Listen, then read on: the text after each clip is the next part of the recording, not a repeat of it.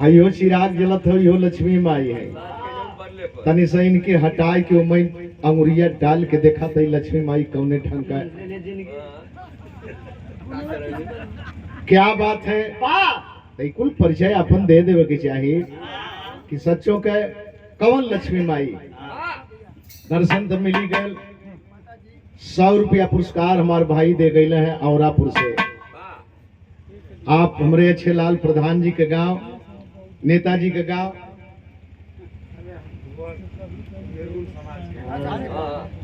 निर्गुण समाज से भैया हमारे भुवर भैया। राजेश का हम जीजा। अच्छा ठेकेदार साहब के जीजा होंगे भाई। नहीं अब जे होख है उनकर जीजा वो अपन बतावे पहचान में का करे के बाद भाई कुल पहचान के दिन होला। तो हम दोनों जानी के प्रणाम करते हैं। आपके भी प्रणाम करते हैं, आपके भी प्रणाम करते हैं। आप सारे लोगों का सादर सम्मान करते हैं। जय भीम, जय भारत, नमो बुद्धाय। और एक छोटी सी भजन में संत गुरु कबीर साहब का संदेश, संत गुरु रविदास जी का संदेश, तथागत महामानव भगवान बुद्ध गौतम बुद्ध का संदेश। अब इसे भजन समझ ले या आराधना समझ ले। बहुत बढ़िया माई का गीत सुने की मिलल। तो हमार मर्जी कर दिल से, विचार कर दिल से कि बिना बाबू का काम चले वाला ना। वैसे तो बिना बाबू का कितना लड़का पैदा हो गई। अब कौन कौन छोड़ दा। बिना बाप के बहुत लड़का पैदा हो गई। बिना माई का भी पैदा हो गई। लेकिन यहाँ सत्यता है, उस चीज को हम आपके सामने रखने जा रहे हैं। क्या बात है बाप।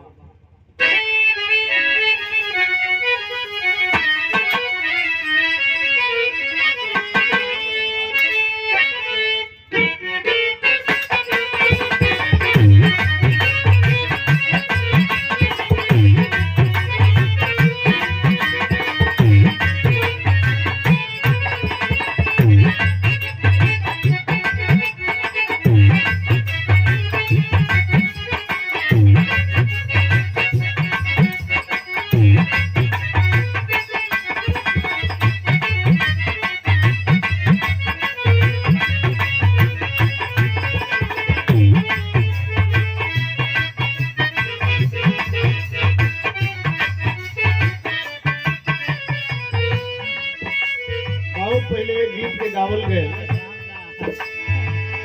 अरे सुनीला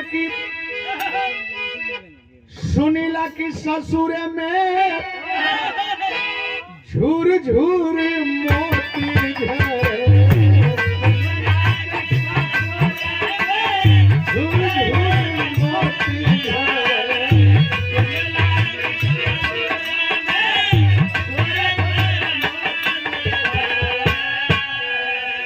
सुनीला की ससुर में झूर झूर मोती झरे। मोरा लेखे सतुआ सपनवाई बाबूजी हो। लेकिन भाव नया गवैया इसे हट के चले का काम करत हो। एकर नाव है ककहरा। बिरहा में बंदिश हो, नाल बंद हो, शीशा पलट हो, रसना गहन हो, समुंदर शोक हो, बड़ शोक हो, ये कुल तमाम चीज गावल गयल। तो वही में ही ककहरा है। अरे काहे न करत भी, काहे न करत भी चार ही माना हो।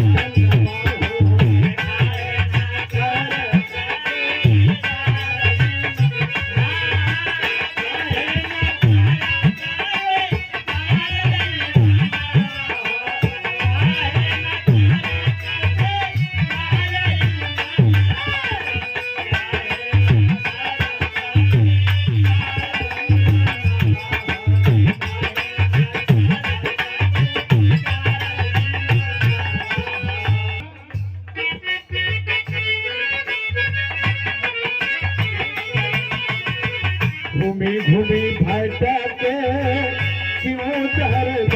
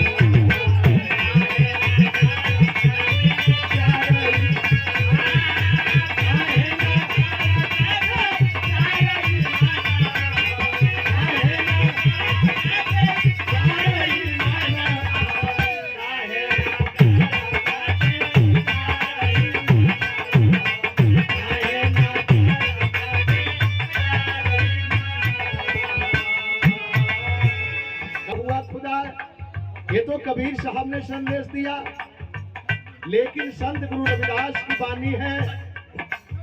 लोग बताते हैं पुरोहित स्नान के लिए जा रहे थे और कहे रविदास रोजाना आप अपने काम में रहते हो, चलो गंगा नहा लो। कल की जा भैया हमके टाइम ना हो। लेकिन सत्यता सामने आई, जिस गंगा में नहाने के लिए विरोधी खेमा जाता था वो गंगा स्वयं रविदास के पास चल के आती थी। ऐसे ऐसे संत, ऐसे ऐसे महापुरुष आपके बीच में पैदा हुए।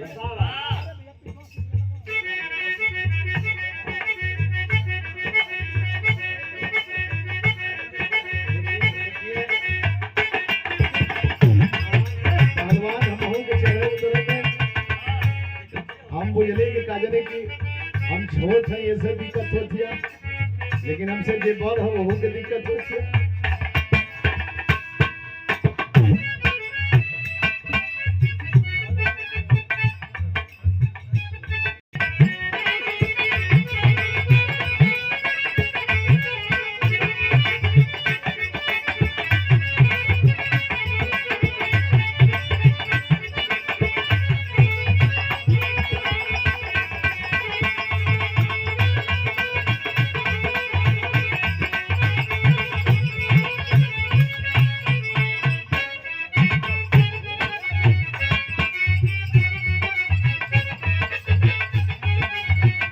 हमारे लोकप्रिय जनप्रिय समाज के सच्चे सेवक, इस समय इस गांव के आप ग्राम प्रधान गार्जियन के रूप में पूर्व जिला पंचायत सदस्य भी रहे।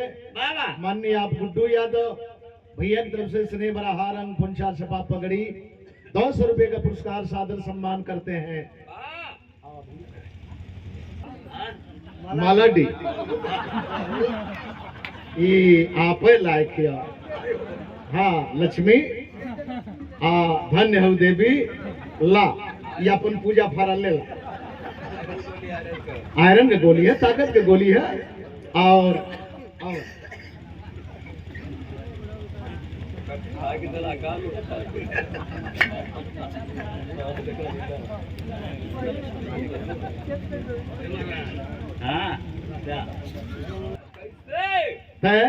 ये 500 रुपया पुरस्कार बहुत बहुत काहे से कि नचाओ बदे लोग बहुत जानी तैयार बने। तनिको संकोचिया मत लक्ष्मी, तनिको संकोचिया मत, जैसे मर्जी करे वैसे। अपन घर हो, अपन सब लोग हुए, देखा तो लोग कितना नचावे न आज।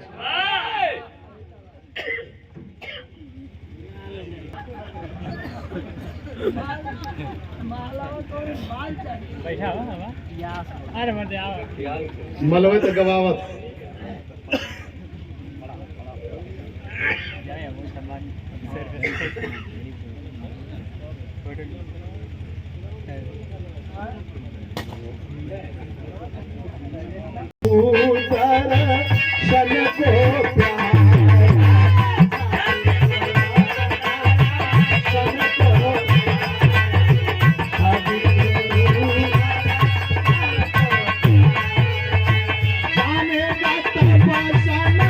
सारा ही माना हो।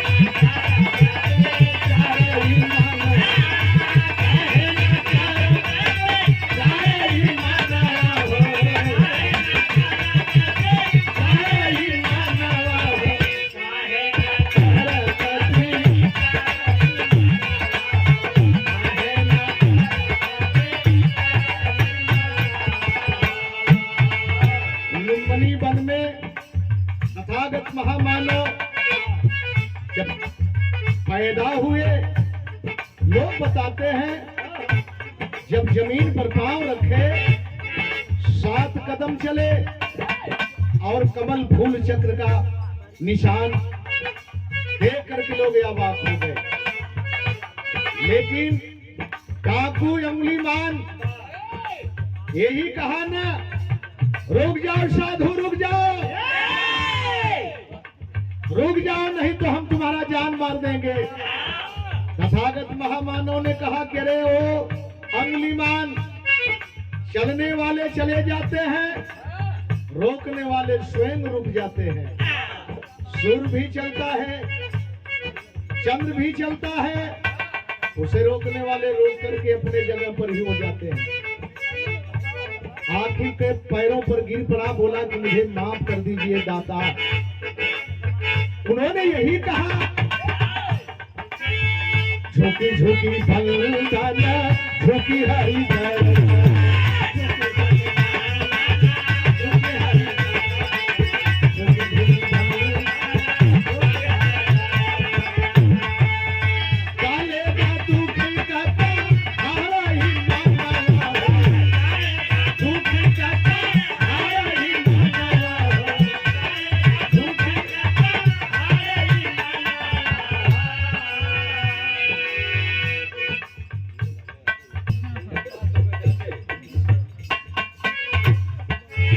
चाहिए।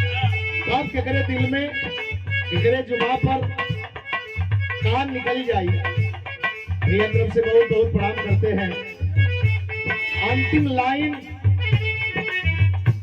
आना भी एक ही रास्ते से, जाना भी एक ही रास्ते से। राजा मरेगा वो भी उसी रास्ते से जाएगा, रंग मरेगा वो भी उसी रास्ते से जाएगा।